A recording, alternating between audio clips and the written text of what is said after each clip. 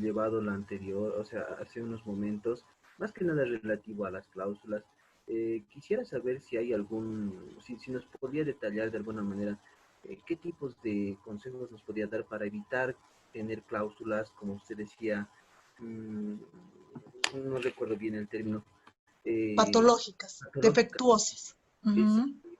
¿Qué consejos nos podría dar para evitar esto, ¿no? En el momento de plantear un documento, ¿qué nos ayudaría para alejarnos de estas cláusulas patológicas y realizarlo de buena manera?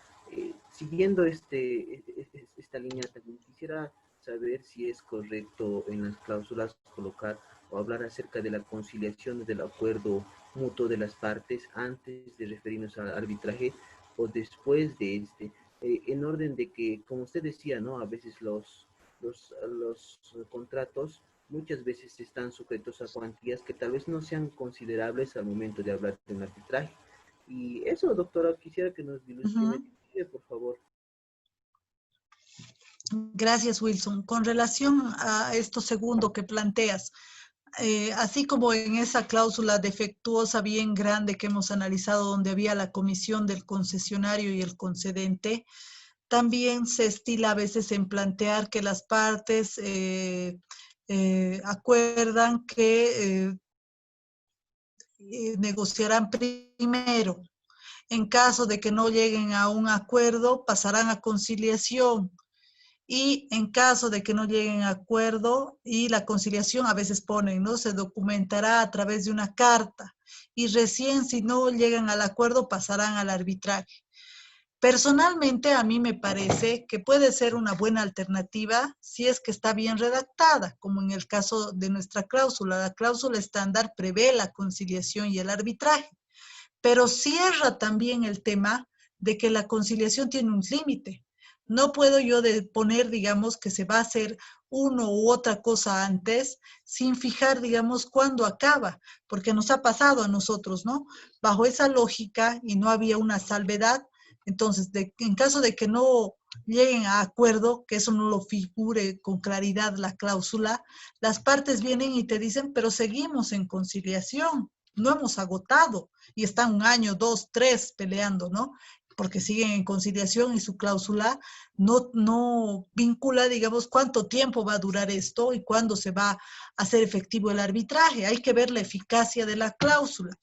Entonces, un buen consejo es que se pacte, pero que se tenga claridad de cuánto tiempo va a durar la conciliación. No nos olvidemos que la ley 708 igualmente plantea que la conciliación es voluntaria, pero el problema en este caso es que ya es una cláusula inespecífica, no hay esta salvedad del tiempo, pero en el arbitraje, cuando interpretamos ya en el arbitraje, va a ser bien complicado, digamos, si la parte va a querer ir a la nulidad y va a pedir, a veces en el arbitraje siempre, yo siempre les digo a las personas, ¿no? Es como una caja de cristal.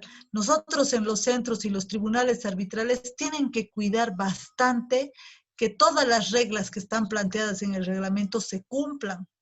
¿Por qué? Porque el incumplimiento de alguna de ellas da lugar a la nulidad del arbitraje, ¿no? Y esta nulidad, digamos, va a ser accionada en el momento del recurso bajo el nombre del orden público.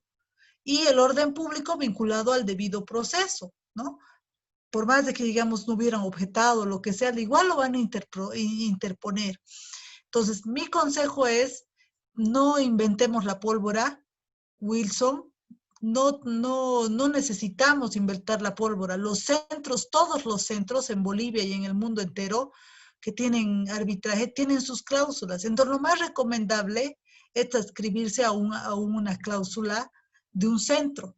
Claro, tú dices, yo tengo mis negocios en Sucre, entonces la CAINCO de Sucre. Entonces tú pactas esa cláusula directamente. Tienes en Cochabamba la Cámara de Comercio de Cochabamba, lo mismo en Santa Cruz o en La Paz, ¿no? Lo segundo, a veces uno dice, no queremos ir a un centro porque nos van a cobrar caro. Ojo, no se va a cobrar caro, se va a cobrar por el trabajo que se hace. Lo peor que puede hacer uno es pactar el arbitraje ad hoc, porque ahí sí, con mucha seguridad, que vas a tardar una eternidad en que el arbitraje inicie y con la dificultad de que culmine además, ¿no? Con dificultad va a empezar y con mucha más dificultad va a avanzar, porque ahí no hay una presión y no hay un conjunto de reglas que va a guiar ese proceso. En cambio, en los centros hay todo lo que les decía ayer, un know-how para administrar el arbitraje. Hay cualquier cantidad de resoluciones y de jurisprudencia que hemos construido los centros para todos los escenarios que se puedan plantear en el arbitraje. Entonces estás yendo a manos de especializados, no estás yendo a manos de personas insolventes, sino todo lo contrario, tú pactas, tú vas a un centro y el centro te va a administrar bien la justicia de forma eficiente, imparcial, confidencial. Entonces, solo dos consejos al respecto, que sea institucional y que no sea ad hoc. Bueno, que sea institucional, obviamente no es ad hoc, que sea institucional, perdón, y que sea, porque a veces dicen, ya, yo voy a hacer como abogado a medianoche la cláusula y pondré el nombre del Centro de Conciliación y Arbitraje, pero ahí me estoy poniendo a pensar en muchas cosas que pueden ser perniciosas. Uno dice además, claro, qué lindo si pasa, si tenemos un conflicto, que pactemos la conciliación primero. Claro, ahí suena simpático, ¿no? Queremos colaborar, pero veremos si en la práctica, cuando llegado el conflicto, las partes están tan confrontadas que lo que menos quieren es colaborar, si es pertinente o no, ¿no? Entonces hay que verificar esta situación. No sé si alguien más tiene una consulta. Yo tengo la impresión que hoy no vamos a poder ver el video, porque ya estamos como a 5 minutos de acabar. Entonces, yo les propongo, vamos a ver el video iniciando el lunes, pero les voy a pasar el link, porque lo que me gustaría es que ustedes también lo vean, y eso creo que pueden hacerlo. Entonces, más bien, explicaré 3 láminas más, ¿ya? Doctora, disculpe, una aclaración, por favor. Adelante, Vanessa. No me quedó claro si existe alguna diferencia entre lo que es la cláusula compromisoria y la cláusula arbitral. Ya, la cláusula compromisoria o la cláusula arbitral es lo mismo. El problema, el hecho es que el tema de compromisorio viene justamente de la historia del arbitraje, ¿no? De este compromiso que firmaban los comerciantes en los puertos, ¿no? Entonces de ahí se ha juntado y por eso los centros decimos cláusula compromisoria, pero cuando uno dice cláusula compromisoria, esta cláusula deviene directamente en el arbitraje. Ah, perfecto, Es doctora. lo mismo. Muchas gracias, doctora. De nada, Vanessa.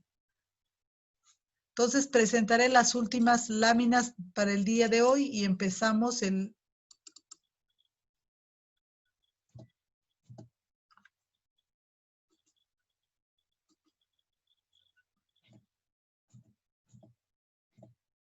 Ya.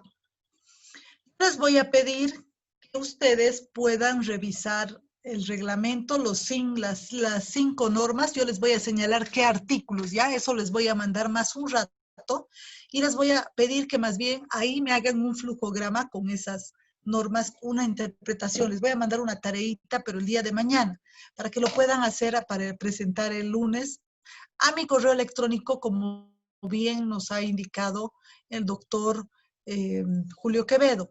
La vez pasada que hemos compartido con ustedes, me han mandado al WhatsApp, lo han subido a la plataforma, me han mandado al correo electrónico y ha sido completamente grave porque no todos han mandado el mismo día, al mismo tiempo, y ustedes saben que en la época del WhatsApp tenemos hartos grupos, hartos amigos y se pierde, ¿no? Entonces prefiero que me manden solo al correo, que ya casi ni utilizamos, entonces va a ser mucho más fácil rescatar todas las tareas y no tener la dificultad de tener que estar buscando las tareas de cada uno, repitiendo, ¿no? Y que se pierde. Entonces, por favor, a mi correo van a mandar esta tarea.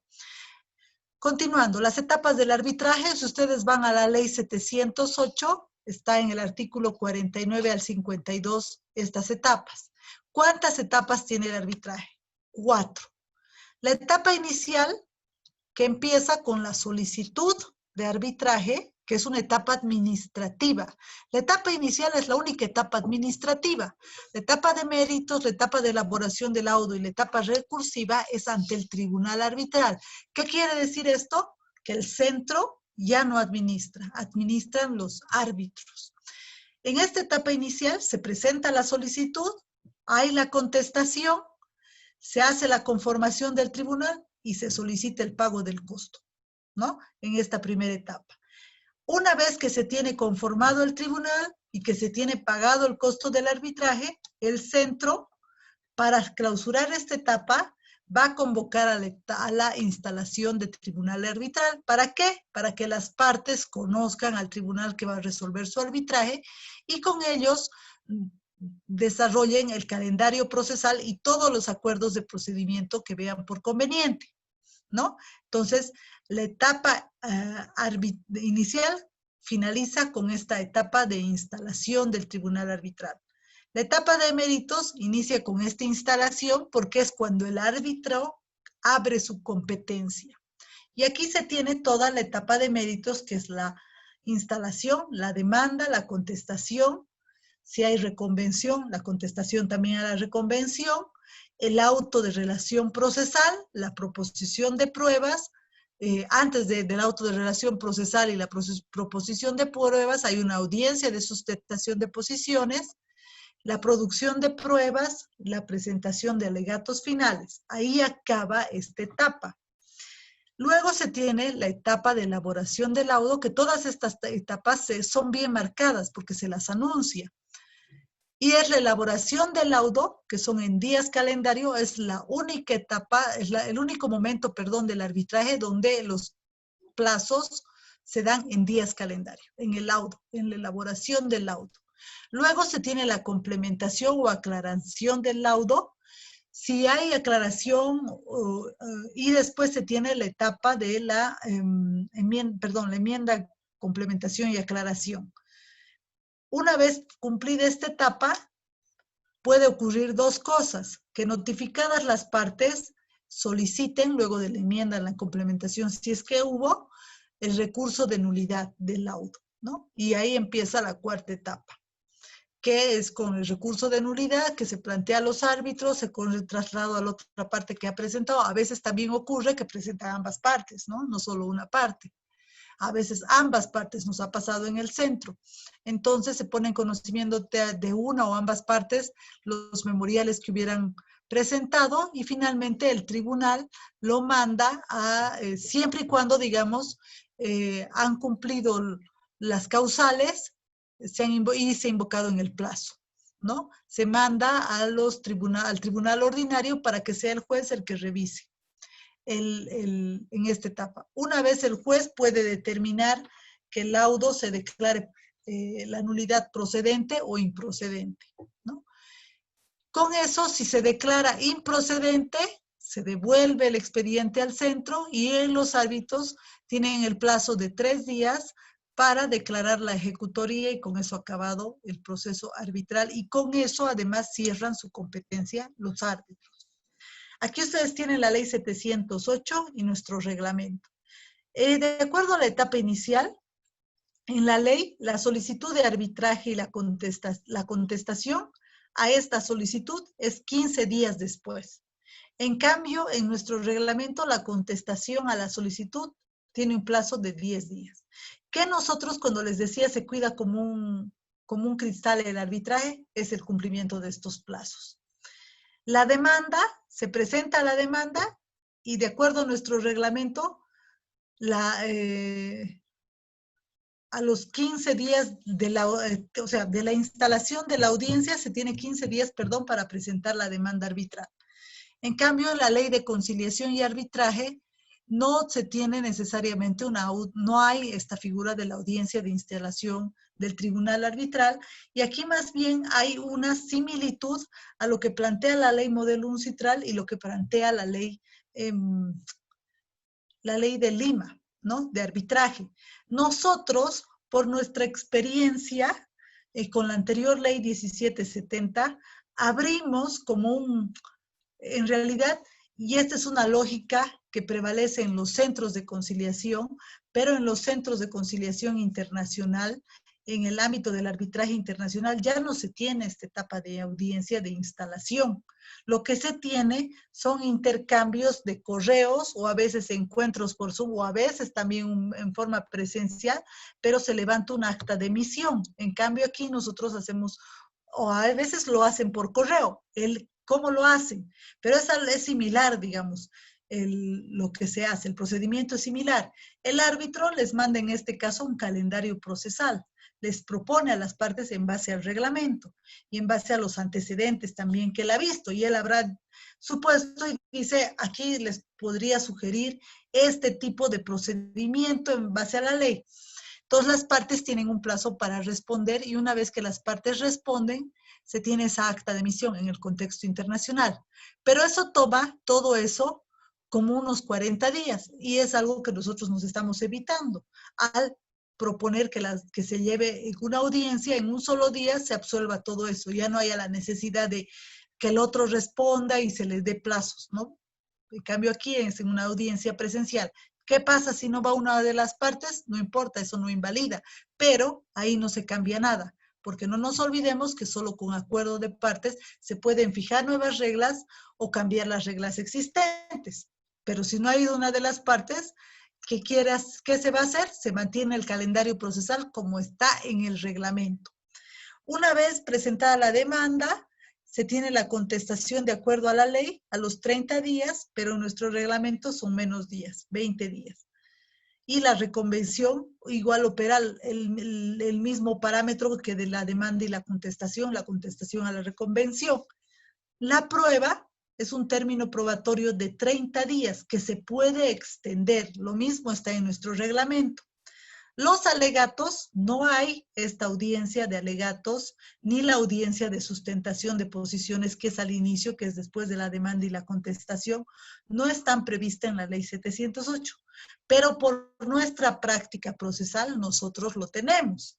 ¿Por qué? Porque no nos olvidemos que nosotros en el arbitraje, no digo solo el centro, sino en general el arbitraje, recoge la visión del common law y del civil law. El common law es pura audiencia, entonces nosotros lo que fomentamos en el centro es que hayan audiencias.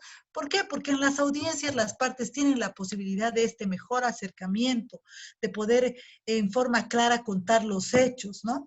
Y los 30 días que estén en la ley y 40 días en nuestro reglamento. Ojo, nuestro reglamento ha sido aprobado por el Ministerio de Justicia, como todos los reglamentos de todos los centros, y por tanto ha cumplido, digamos, con todos los requisitos, más allá de que tengan estas innovaciones que bien saben ustedes que en arbitraje es posible, ¿no? En cuanto a reglas. Una última lámina que quiero mostrarles es esta, de factores. Yo les decía hace rato y me preguntaba a Wilson, ¿qué consejo les daba? No pacten el arbitraje ad hoc. Y no porque yo trabaje o haya trabajado en un centro y tenga conocimiento del arbitraje institucional, sino porque en la práctica el arbitraje ad hoc es imposible casi realizarlo. ¿Por qué? Aquí hay el arbitraje institucional y el arbitraje ad hoc. Factores, preparación. En el caso del arbitraje institucional está regulado desde el inicio, ¿no? Porque nosotros vienen a consultar al centro y le decimos, aquí está presente, aquí está el reglamento, le mandamos por correo electrónico, aquí está la solicitud, tenemos hojitas impresas que les he compartido también a ustedes, que tiene que cumplir todos estos puntos para incorporar su solicitud. En cambio, en el arbitraje ad hoc es con auxilio judicial, ¿no? ¿Por qué? Porque, digamos, en el arbitraje ad hoc, ya, yo le tengo que mandar por carta a la otra parte y voy a tomar en cuenta el parámetro de la norma, que dice 15 días, decíamos, ¿no? Pasados los 15 días no me ha respondido. Entonces, ¿qué hago? Tengo que recurrir al auxilio judicial, porque ¿qué me hace suponer que me va a responder? No puedo yo seguir contabilizando plazos si ni siquiera se ha cumplido el primero. Y ahí tendría problemas con el tema de plazos.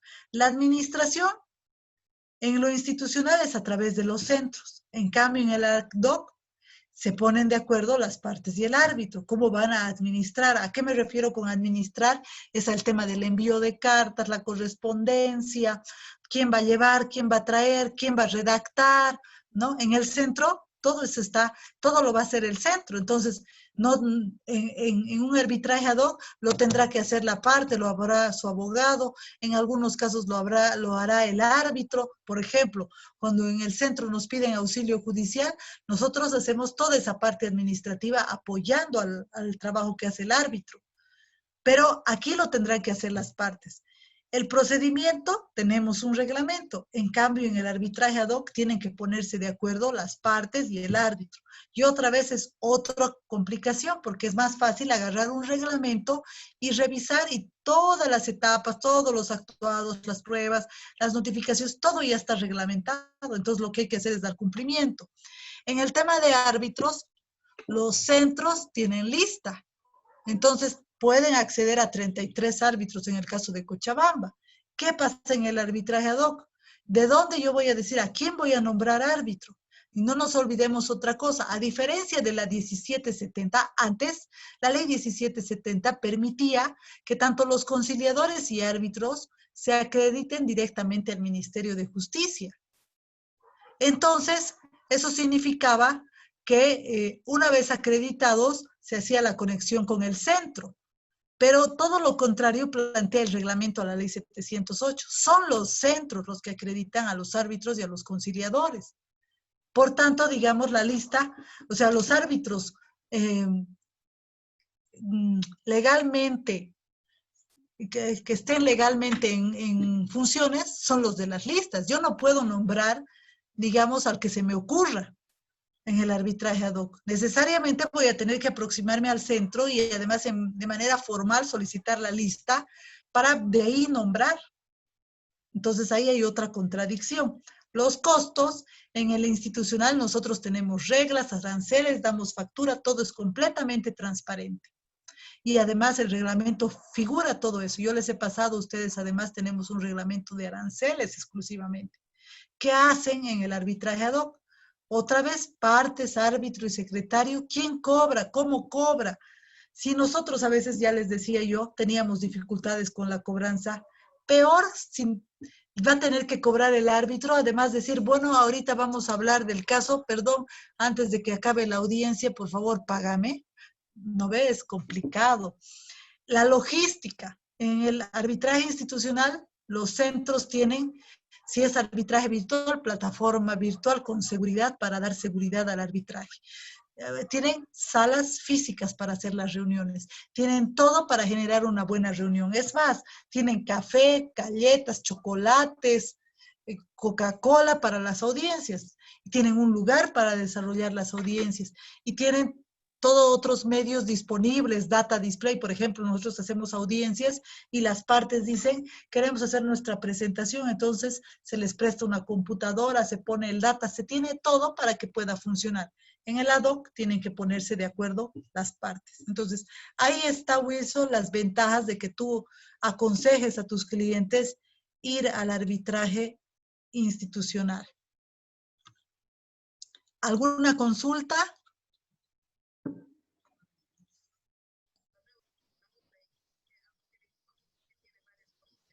Creo que están medio cansados. Entonces, estimadas y estimados, voy a pasarles... Adelante, Laurita. ¿Puede, por favor, volver a explicar la tarea? Es que justo se me cortó el internet cuando estaba explicando. No te preocupes, Laurita, voy a explicar la tarea por WhatsApp. Les voy a poner los artículos que van a leer y la pregunta que es la que les he hecho al inicio, ¿no? Y también les voy a pedir que lean la solicitud, la contestación, la audiencia preparatoria y la audiencia de instalación. Esos 4 artículos más otros 4, pero van a leer de 5 normas para ver las variaciones, ¿ya? Entonces, nos vemos el día lunes. Yo les voy a poner la información por el WhatsApp. Que tengan un buen descanso. Gracias por todo, doctora. Gracias, doctora. Buenas noches. Buenas noches. Gracias a todos. Gracias, doctora. Buenas noches. Gracias. Hasta luego. Buenas noches, doctora. Buenas noches. Que vaya. Buenas noches, doctora. Buenas noches. Buenas noches, doctora. Buenas noches, doctora.